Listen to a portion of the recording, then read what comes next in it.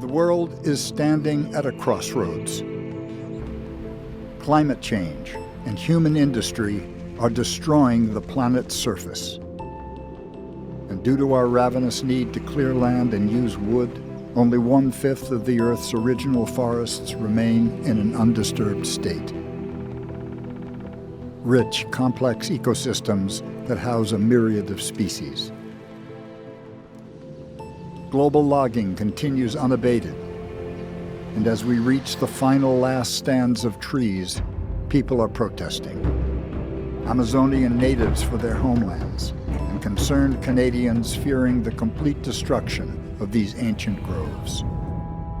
Lately, British Columbia has become a flashpoint for old-growth protection. Both scientists and forest defenders are stepping up to help. And we need these forests to address climate change, to make sure we have clean water, so for so many reasons beyond just the fact that they're like natural cathedrals and they deserve to be here. We're just one species of billions, right?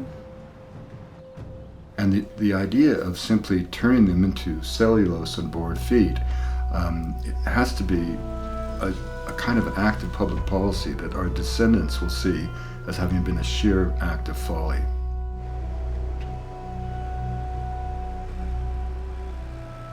So we're in an extinction crisis. We're in a climate crisis. We're in many crises. We're facing many crises. The Amazon rainforest is one of the places on Earth that we need to protect to ensure biological and climate stability. We know that this is not some disparate, disconnected situation from Fairy Creek to Sarayaku, temperate forest to Amazon forest. We see the same patterns, desperate patterns by the industries and companies and financial backers who are set on an economic model that causes destruction. Today on Vancouver Island in British Columbia, Canada, a battle is being waged to protect the last precious old-growth forests in Fairy Creek watershed, and it's coming to a head.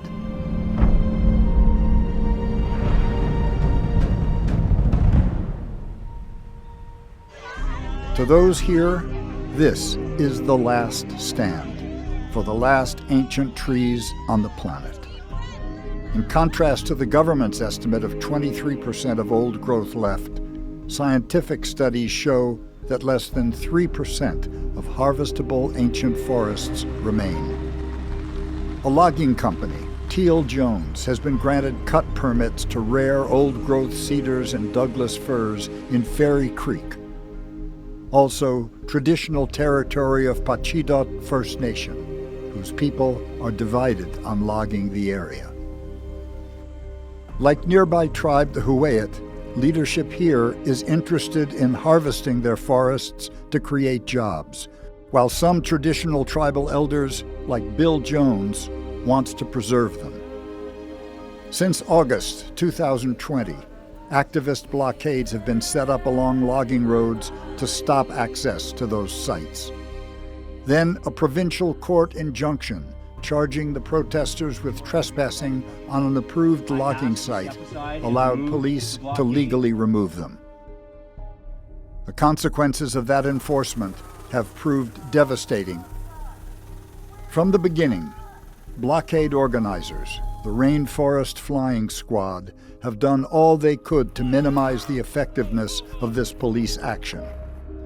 Steve Andrews, an environmental photographer, has been on the front lines.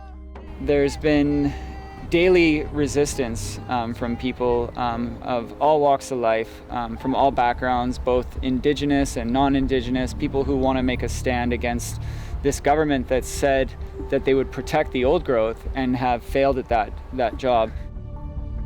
Based on their study showing the imminent demise of BC old growth, 3 scientists took their case to the government.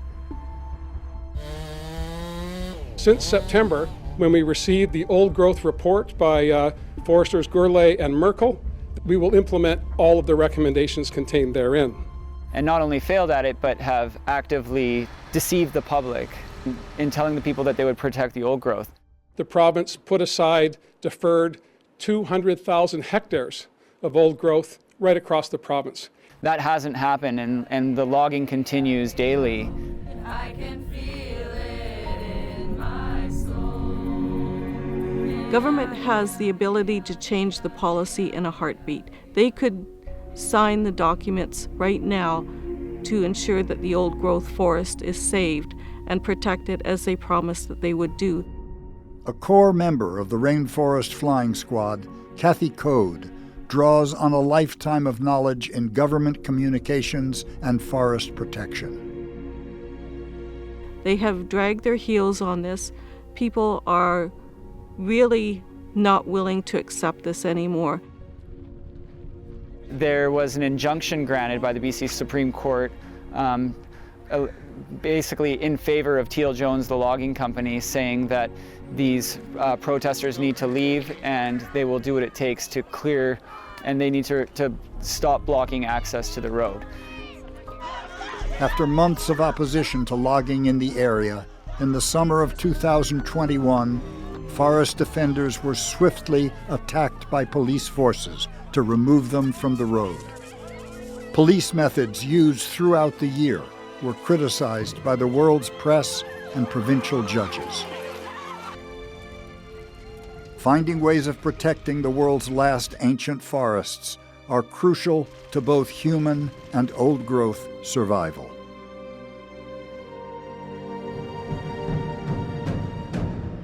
Since 1900, 1/3 of the world's old-growth forests have disappeared.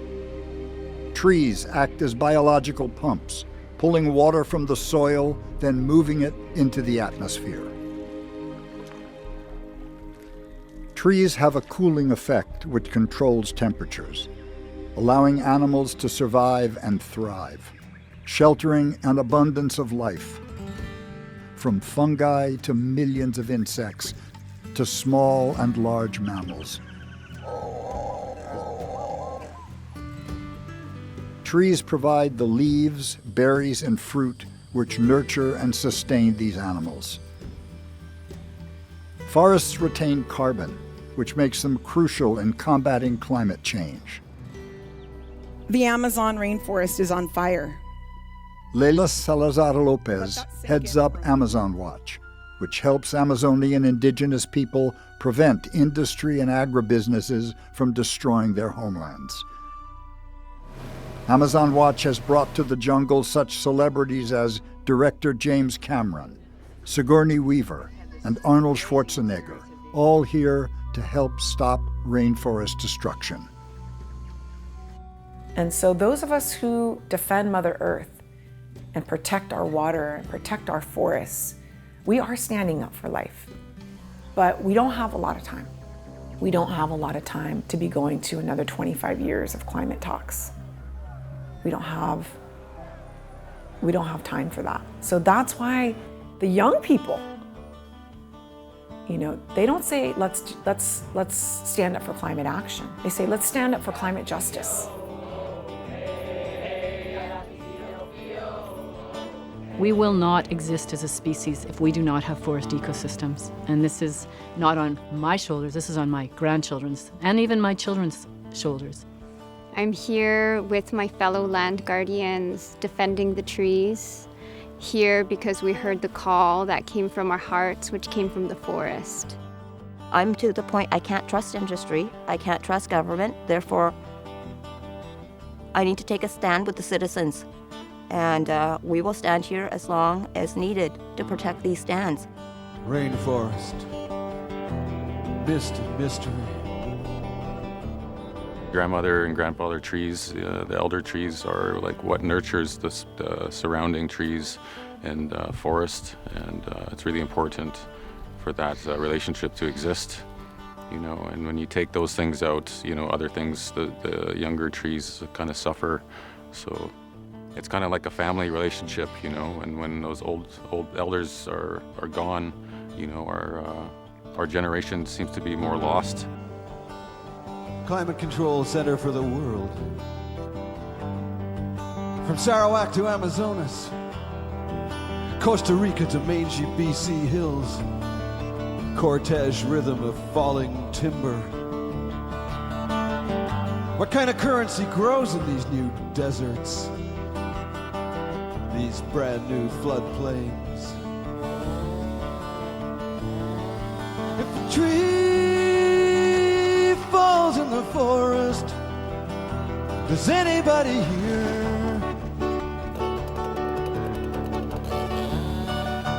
If a tree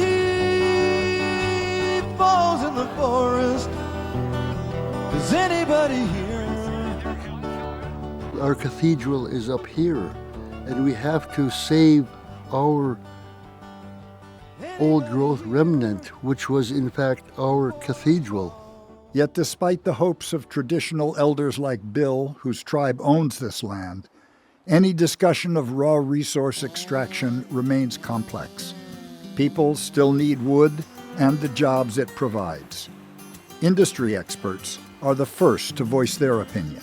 I guess when you see one of those big ancient giants cut down, it's sad. I mean, probably the guy that cut it down feels a twinge of regret. But the other thing that's sad, but you don't hear much about, is when a guy comes home from work and has to tell his wife and kids, well, I'm being laid off because the sawmill is shutting down or the pulp mill is shutting down. And we've had dozens of sawmills shut down. From a public relations point of view, the environmentalists certainly have an edge, because all you have to do is show one photo of a big tree cut down, and that, that's an emotional thing. People don't like to see it. Where I come from, and in most nations, the way that we look at trees are our ancestors. They're our grandmother, our grandfather, they're your relatives. And that really pissed me off that people were trying to take these beautiful old growth down. This is the last 2.7% that we have left. It's not just going to affect here, the west coast on Vancouver Island. It's going to make its way all the way down to the east coast. This affects the entire ecosystem. What makes these forests so unique is that these are literally a window onto the ancient past. When the flowering plants were born, if you will, they had a mechanism of pollination that gave them a huge advantage. And in short order, the conifers, which once covered the planet, were pushed to the extremities of the world. And in the hotbed of evolution, the tropics, you do not find conifers. There's only one place where they retain their former glory, and that's here on the coast of North America. And the reason for that is very simple. We have hot, dry summers and cold, wet winters. For 4 decades, Harvard ethnobotanist Dr. Wade Davis has traveled the world and written best-selling books, many about the plants and medicines of indigenous peoples. As a student in the 1970s, Wade studied forestry and worked in British Columbia logging camps, which gives him a special insight. Now, in terms of biomass, they have 4 times the biomass of any equivalent acreage in the tropics. A single western hemlock has 70 million needles capturing the light of the sun. Those needles, if laid out on the ground, would create a photosynthetic surface 10 times the size of a football field. So both in terms of biodiversity, biomass, the sheer wonder of their very existence, these forests are extraordinarily rare. I have been involved in protecting old growth in BC for 29 years now. Quay Bon is from an indigenous Vietnamese tribe, where the ongoing destruction of her family's forests and its medicinal plants has given her a reason to help where she can. I have visited my homelands, my matriarch village, which is in South Vietnam. They have had their jungle ecosystems first destroyed by bombs and such during the war years, and they only had about 3/4 of it left. When I had arrived, it had been logged so heavily and mined so heavily that I could see through the jungle. So when I came back, when I saw the news, I saw that similar things were happening right here in Canada. These old growth forests are worth more than what we're currently putting them up for. We're looking at them as timber dollars. Logging, forestry, which would include lumber, logs, pulp and paper, accounts for about 27% of the value of BC's exports. So out of $39 billion worth of exports in 2020, forestry would account for about $11 billion. I think it's about 50% of what is logged is left on the ground. It's called high grading. They just take the very best logs and leave everything else. So they completely destroy the ecosystem. And recent study suggested that about 100,000 jobs are dependent on forestry. 50,000 of those would be direct jobs. Among the beneficiaries of those jobs are First Nations, including those near Fairy Creek, who are now just emerging from years of social injustice, poverty, and abuse. Adding complexity to the logging issue are the inherent rights of Native communities to benefit from resources in their territories. With years of experience heading initiatives to protect forests and rivers, Chief Robert Dennis speaks for the adjacent Huayat tribe. Forestry is definitely going to enable a huge change in our community because, number one, it has provided more financial benefits to the nation. Number two, we have been able to do more for ourselves. Every cubic meter of wood logged off treaty lands, we take $5 per cubic meter and put it into watershed renewal. So we can build the salmon stocks and the salmon streams in Hoya territory. And for the first time last fall, I seen a lot of fish in the Streeter River again. That was beautiful to see. It's enabling us to provide employment opportunities for our people, sustainable, well-paying jobs. And it's enabling us to enhance our programs and services that the Huayet First Nation have. And I'm proud of what Huayet does.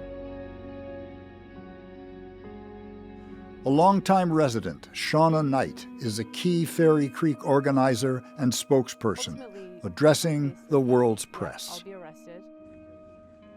Well, we're not anti-logging at all. This movement fully recognizes and understands that logging is a very important part of BC's economy and, culture, really. But we're against old growth logging because there are so few of those big trees left. And for instance, Fairy Creek here, it's a one-of-a-kind ecosystem in the whole world. And the latest studies by BC scientist Suzanne Simard show the complexity of Pacific Northwest forests by revealing that trees are connected below ground via a vast fungal network. Trees use this mycorrhizal network to send and receive chemical messages. As forests become stressed, seedlings are more dependent on these networks for survival, and most surprisingly, studies reveal that ancient so-called mother trees seem to nurture their offspring seedlings on the forest floor. Every time you step on the soil of a forest in British Columbia, you are stepping on hundreds of miles of mycelial filaments that are the actual matrix of nature in our lives. And suddenly we find Suzanne showing that trees communicate with each other only in place of words through chemicals. Now, if I had said that to my foreman or my boss in that logging camp on Haida Gwaii, I probably would have been put into a straitjacket and carried right off the island. In another effort to convince government to stop logging in Fairy Creek, a group of scientists meet at base camp to reveal newly discovered rare animal and plant life. Yeah, so there are the species at risk, which we found so far. And the other one of interest is this character down here, the little brown bat. Could the presence of this bat stop the logging in Fairy Creek? And these discoveries aren't limited to unique animal and bird species, but also include unusual lichen. We've sort of estimated that this is probably the biggest population of this species of lichen that has ever been documented in Canada. Yes. So this is now a vulnerable population that has been endangered by Teal Jones activity. While some are optimistic that these rare discoveries could stop logging, people here are up against a 200-year-old legacy of forestry in the province. Logging in British Columbia has gone on since the early 1800s and was once a slow process involving brave men cutting down giant trees one at a time. The arrival of combustion engines meant industrial vehicles could get to almost any logging site, and by the 1940s, trucks became the main source of transportation. Continual technological advances, including cable and even aerial logging, meant forests could be cleared faster than ever. While older operations crushed the undergrowth, wasting wood, newer methods used skylines to reduce damage. Eventually, by the mid-20th century, logging companies saw the value of replanting trees. Industry experts like to distinguish between managed tree farms just to grow wood versus replacing wild forest groves with monoculture seedlings. You have what you call an ecological downgrade, and you have actually an interruption in what we call the evolutionary process, because forests that are not ecologically managed, forests that don't have intact ecosystems, also don't evolve the same way that forests that are conserved and preserved for their ecosystem integrity do. Whether it's a clear-cut conifer rainforest in the Pacific Northwest or a deforested tropical jungle in Southeast Asia, making way for palm oil plantations, the result is the same: displacing or destroying local wildlife and compromising the delicate ecosystem. The science of forestry as it developed strikes me as having been less a science than an ideology that was with language that was as if conceived to deceive. Multiple use forestry begins with a clear cut. The annual allowable cut is never seen as a limit never to be exceeded, but a quota to be met. Old growth forests are seen to be decadent and over mature, when by any ecological definition in terms of biodiversity, they're at the richest state.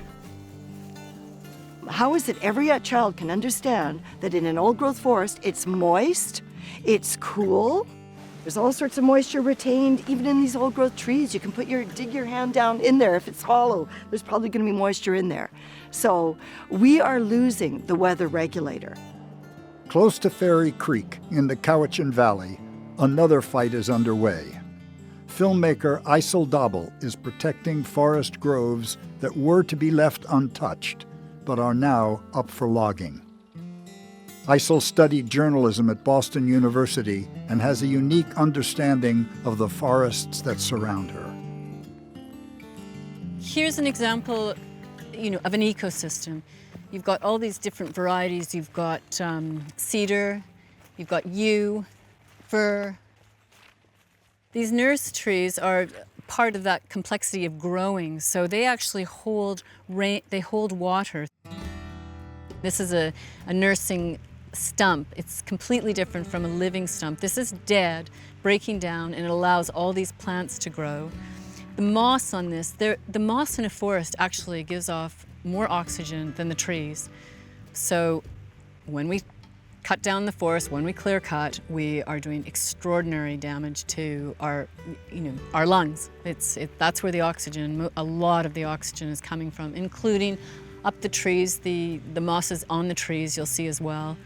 So this tree is about 150 feet tall, and if you look at its bark compared to your hand, it's probably 8 inches deep. So that's this heavy protection from fire. During these times of drought, it's protecting the forest in a way that these small tree plantation, 30 to 40 years, there's just no comparison. They are ignition. So this is, as opposed to the stump we just saw, which is it's dead technically. It's full of life living on it. This has got no life on the outside, but it's actually alive. This is called a living stump. These are my favorites. They are all part of the infrastructure, the family of trees that are connected underneath the soil. So this is actually working it's a stabilizer, it's an anchor between all these trees around it. They are sharing nutrients, water, carbon, and also warning signals if there's pests that are attacking the trees. What if we could take the time that's necessary to understand these connections that are holding the forests in place, keeping them alive?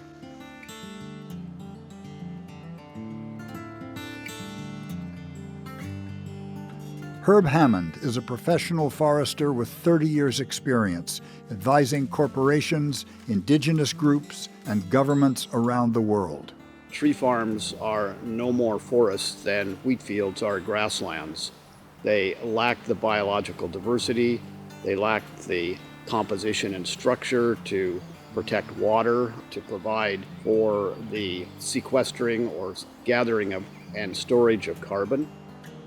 Our old forests are the sponge for heavy rains, and they release the moisture when it's needed. And of course, everything in an old growth forest is a self-sustaining ecosystem. None of these, second growth forests can possibly do that. And the logging continues. There's been daily resistance from people of all walks of life. So the sleeping dragon is basically when someone digs a hole into the road and cements this dragon device into the ground, someone locks themselves into it. And there's even something called a flying dragon, which was a stump suspended up in the air that someone's locking themselves to. It's pretty encouraging and amazing to see what people have been able to come up with just way out in the bush. They have been unsuccessful at removing everyone because people keep showing up and reinforcements keep coming. What's so amazing about Fairy Creek is that so many people have been attracted and have come at the expense of their jobs, the family, or whatever. They realize that this is the last stand for these trees, that the moment that we leave the trees will be gone. And that's quite true, literally, because Teal Jones will be in there the next day clear-cutting those trees. I just couldn't help but come here and protect this forest. Yeah, it's just inspiring to see all these beautiful humans that are willing to risk their lives and lay in front of these huge, heavy machinery. And in the years since I worked as a forestry engineer and studied forestry at the UBC in the late 1970s, one would have thought that things might have changed, but we still have our children feeling morally obliged to put their bodies between the forest and the machinery at places like Fairy Creek. And after all of this time, and with all that we know, this is something that should make my generation deeply ashamed. Looking from the outside, the protesters' actions seemed futile, but activism of this kind can work. In the 80s and 90s, protests in British Columbia over old-growth logging in Clayoquot Sound and Carmona Valley were equally tumultuous. Pressured by popular support, the provincial government had to buy back the tree-cutting license from the logging company, turning the pristine forest into Carmona-Walbrand Provincial Park, now preserved for all time.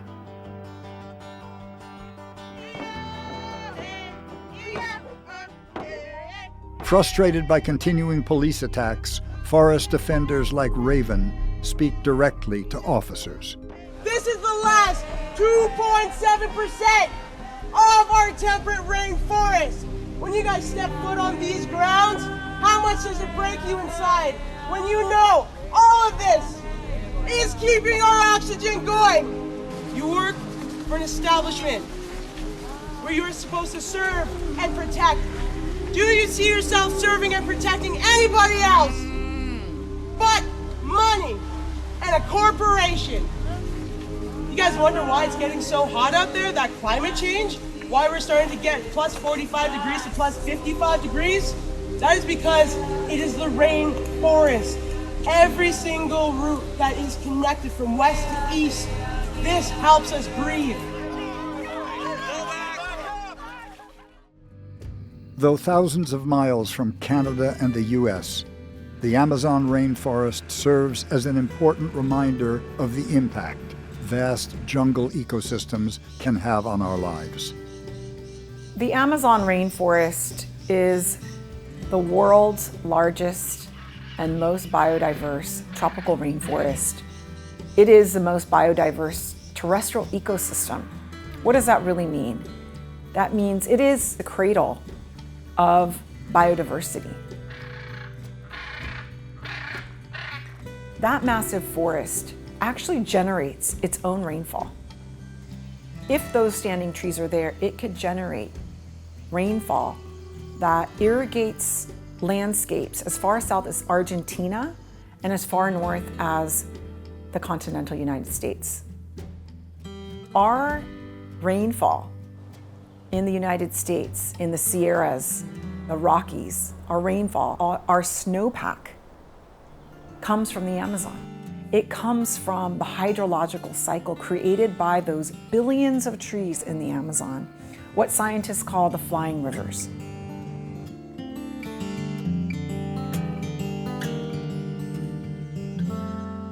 The Amazon rainforest is in a state of emergency at this time.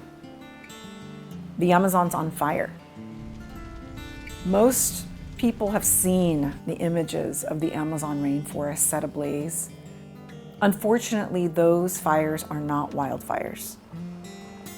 Those fires are intentionally set to make way for agribusiness, to make way for development. In addition to oil and mining exploration, deforestation in the Amazon is primarily driven by two agribusinesses: soy farming and cattle ranching. In the last 30 years in Brazil alone, cattle ranching, driven by international meatpacking companies, has destroyed more than 730,000 square kilometers of rainforest to supply the world's insatiable demand for beef. That represents an area bigger than Texas, the size of Chile, a rich jungle, home to indigenous peoples, plus thousands of animal species and plants, including potential medicinal ones that could cure disease. The loss of these carbon-sequestering trees has now turned the Brazilian Amazon from carbon sink to carbon emitter, and soy farming, mostly for cattle feed, is wreaking more havoc. Scientists discovered that between 2000 and 2019, soybean cultivation more than doubled to an area the size of France. And scorching the earth is the preferred way to make room. And those fires are leading to the drought and deforestation and destruction of the Amazon rainforest. But those fires also directly relate to the drought and the destabilization of the hydrological system of the Amazon.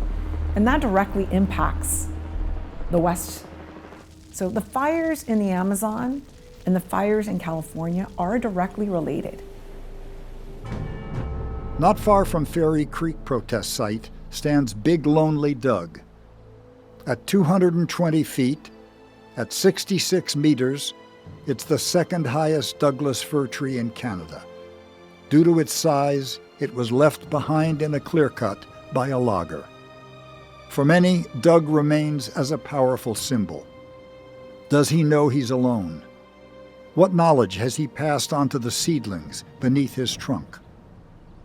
Science is now just learning about the exchange of information via the fungal network. Perhaps in the future, new discoveries will reveal the true extent of tree communication. We're robbing ourselves of a most important climate disruption mitigator in losing these old-growth forests. They have the highest level of biological diversity of any forest phase. I always find peace and relaxation in the old-growth forest, seeing these trees that are sometimes thousands of years old and the time it takes for them to grow. It really allows you to see the scale of time on a much different level than we're used to. Now more than ever, solutions must be found. Industry and governments need to come up with ways to balance the needs of people, the global economy, and the earth. Forestry has been sold in British Columbia and as elsewhere in the world as something that's sustainable, when in fact it's not sustainable.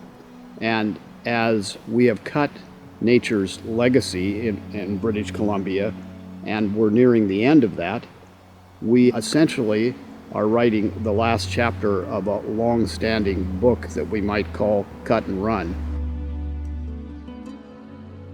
Finding solutions may start by simply thinking about forests in different ways. Not far from Fairy Creek is Wildwood, a model of selective, sustainable logging on a property founded by ex-logger Merv Wilkinson in the late 1930s. Merv actually grew up on this property. He played in this forest as a child. When he had the opportunity to buy it in 1938 and decided that what he needed to do was steward it in a way that actually took care of the forest. Even then, the government began clear-cutting old-growth forests and replacing them with a monoculture crop of uniform, faster-growing trees. The entire rotation cycle, the foundation of sustained yield forestry, which has been the rationale for the industry from day one, was predicated on the assumption that every stick of old-growth forest would be taken down. But Merv thought that was the wrong approach to take. He thought that was really critical here in managing BC forests was that you preserve the old-growth integrity of those forests and you make sure that you did not eliminate all of that old-growth component. As late as the 1990s, groups of forestry students would come to Wildwood to learn about sustainable logging practices that left much of the forest intact. Just driving up the coast this morning, you look at all the landscape around you, and what I thought were trees and forests before don't even compare to what used to be here. Using a small portable sawmill, Merv was able to selectively log just the wood he needed to build his cabin, then sell leftover wood products to support the property, and the forest remained. So this is one of these really magnificent dug fir old-growth veterans that we have in our forest. This tree here is between 400 and 500 years old, and it's a real repertoire of knowledge. What we're looking at with this tree is in the upper canopy, we have species that you find nowhere else in any other forest, and it only exists in the upper canopy of an old-growth dug fir. If you came down through here and if you took a slice out of the middle of this tree, you would find and could determine the weather patterns for the past 400 or 500 years. It's all encoded in the rings of this particular tree, but also encoded in the genetic material that it passes on to its seedlings in this forest. So these seedlings you see around here, which have naturally regenerated, have all the stored knowledge that this tree has accumulated over time. And that allows them to be resistant, resilient, and adaptive to changes like climate change. So one of our best strategies for dealing with climate change is to keep these trees and these ecosystems alive and well. From selective low-impact logging to high-tech solutions using the ability of forests to sequester carbon, the answers are right in front of us. Projects around the world are benefiting groups such as Native American tribes who forego logging their land to be paid dollars for carbon offsets, leaving forests standing that absorb atmospheric CO2. This reduces global warming while helping their communities grow. But carbon credits are not without controversy. There's many ways to protect the Amazon, Indigenous rights, our climate. Carbon credits, offsets, net zero commitments are not going to get us there. They are false solutions to what really needs to happen. What we really need to happen is we need to stop cutting down forests. If a government or a company wants to contribute to protecting forests. They should do that without market mechanisms, without carbon credits. Because those carbon credits continue to allow polluters to pollute. That's what they're for. They are set up to continue business as usual. That's the sad truth. One new high-tech solution for the planet is coming from a young Silicon Valley company, Living Carbon, located in San Francisco. Founder, CEO Maddie Hall was just featured in Forbes magazine as one of the top young entrepreneurs in the country under 30. Along with her co-founder, futurist Patrick Mellor, they're shaking up the green tech world. The company is soon moving into flashy new headquarters backed by Silicon Valley investor dollars. They believe the way to stave off climate change is to genetically engineer trees that will hold more carbon, to recreate a primordial time on Earth when volcanoes made atmospheric CO2 amounts high and plants significantly reduced those dangerous levels. I'm Patrick Mellor. I'm the co-founder of Living Carbon along with Madeline Hall, and we are working to improve the carbon drawdown potential of terrestrial plants, starting with trees, and also the ability of plants to retain carbon that they remove from the atmosphere. We owe all of our advancement to the stored carbon that we've utilized as a species. And Living Carbon is important because we need to tell the story of how humans can actually give back to our planet and help our ecosystems become more resilient. And use our technology thoughtfully in a way that isn't motivated around just profit, but motivated around carbon capture and making our world safer, not just for ourselves, but for all of our plant life. Some others seem to be doing well. Yeah. Oh, are these little winter buds? Or no, those are just new leaves. They would have been winter buds. Most of the plants in this room are nickel accumulating construct that we aim to use on degraded land to help reduce metal concentrations in the soil, and also which have decomposition resistance properties, so they'll hold on to carbon longer. So all of these plants in the middle part of the room are the mother trees that we are using to produce cuttings that we're testing all of their properties on. So this is one of our grow rooms. We have an acclimation room where the trees are acclimating from being in tissue culture, so a sterile environment, to being able to be grown in soil. There have been actually several periods in the history of the Earth where there's been excessive CO2 in the atmosphere. And in all of those cases, the mechanism that removed the excessive CO2 was photosynthetic organisms, was plants, that then did not decompose and did not return that CO2 to the atmosphere. And the most striking example of this is the initial evolution of trees in the Carboniferous period. And when trees first evolved, fungi were not able to digest their wood. And so CO2 levels dropped from somewhere about twice what they are now to below what they are now over quite a short time period, and then remained low for over 30 million years. Living Carbon's plan is to provide these safe, non-pollinating, modified trees to vast tree farms that would grow faster than normal trees, leach chemicals from the soil, resist fungal decomposition, and thus retain carbon for many more years. It is going to be necessary for humans to actively manage the composition of the atmosphere in partnership with other organisms on the planet.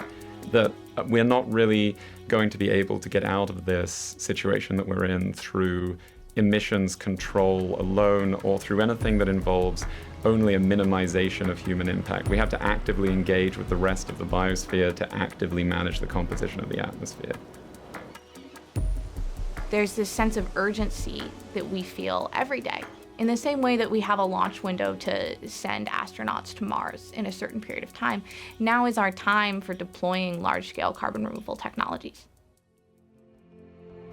Because we've gotten to where we are today because of our reliance on fossil fuels. and the energy that was stored within our planet. That energy is no longer going to be there, or it's not going to be as accessible in a post-global warming world. Where we put our money matters. So where are you banking? If your bank is specifically complicit in rainforest destruction, talk to your financial advisor about fossil-free funds. People don't realize how interconnected all of our world is. It is shocking to me how few people realize the connection between COVID-19 and climate change. COVID is climate change. Increased urbanization, loss of habitat for species, a lot of eroded and degraded land that's been used for agriculture or resource extraction that's no longer habitable.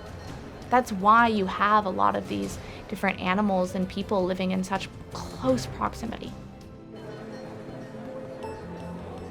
Everyone can take action from your phone, from your desk, from your computer. For the Amazon, for Indigenous peoples, for climate justice, for all of us, for the trees. The majority of populations around the world, societies around the world, do not base their relationship with the earth as on a kind of extractive paradigm, but rather on reciprocities. That the earth owes its bounty to people, people in turn owe their fidelity to the earth. And that has powerful consequences in terms of the ecological footprint of a people.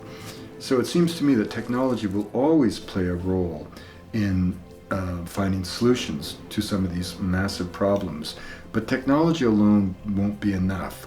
We have to change the way we think about the earth. We are on a finite planet. We are biological beings living on a biological planet. And until we really embrace that, I don't think we'll be able to turn the corner and enter the kind of world we want to live in. Back in British Columbia, the battle to save the ancient rainforest of Fairy Creek has so far gone on for more than 15 months. Members of the Rainforest Flying Squad and other protesters have endured cold, wet, and put their lives on the line in the face of court-ordered police action and even retribution by local loggers.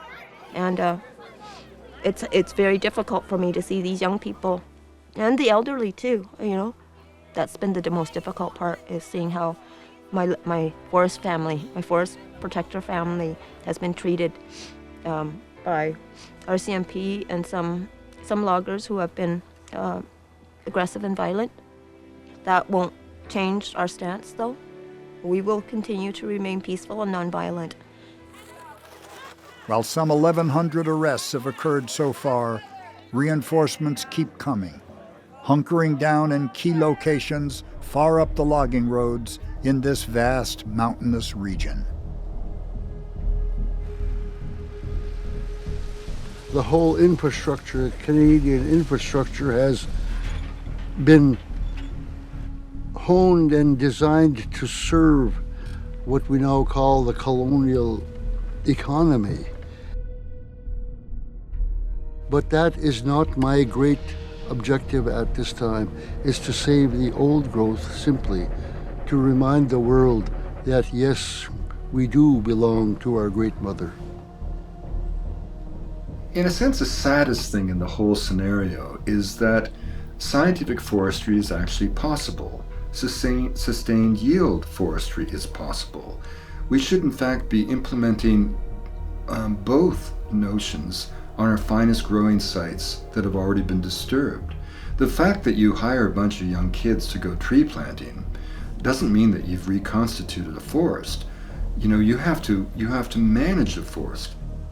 And the truth is, if the practice of silviculture in British Columbia had been anything like its promise, we wouldn't have to be cutting into our irreplaceable remnants of old growth forest. I think the fact that this is all still going on even to this day, amidst all the climate change we're having and all the warnings that scientists have been giving for decades, I think it's just a sign of how removed our culture is from nature. Because if we actively ignore it and things are just comfortable enough and we don't have to face what we are personally doing to contribute to this, then it's easier just to look the other way, and it's easier to blame other countries or other wasteful practices. But in a way, if we are part of Western society, we contribute to it in some way, and we have to face that reckoning. And that's a hard thing for people to do, is to face the responsibility that we as individuals contribute to the planet's destruction.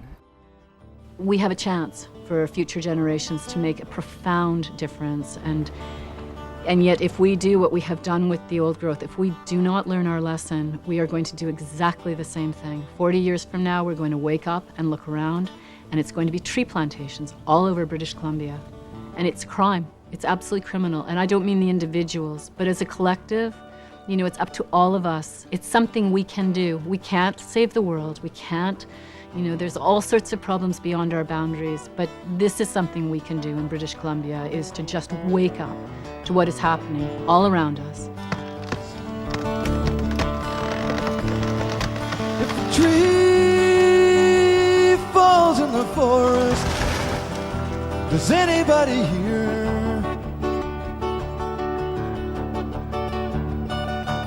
If a tree falls in the forest, does anybody hear?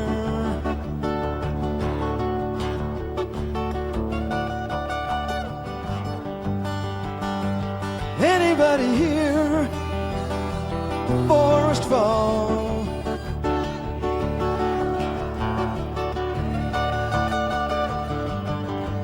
Cut and move on. Cut and move on. Take out trees. Take out wildlife at a rate of a species every single day. Take out people who've lived with this for 100,000 years. Inject 1 billion burgers worth of beef. Through thinning ozone, waves fall on wrinkled earth. Gravity, light, ancient refuse of stars speak of a drowning. But this is something other. If a tree falls in the forest, does anybody hear? If a tree falls in the forest, does anybody hear?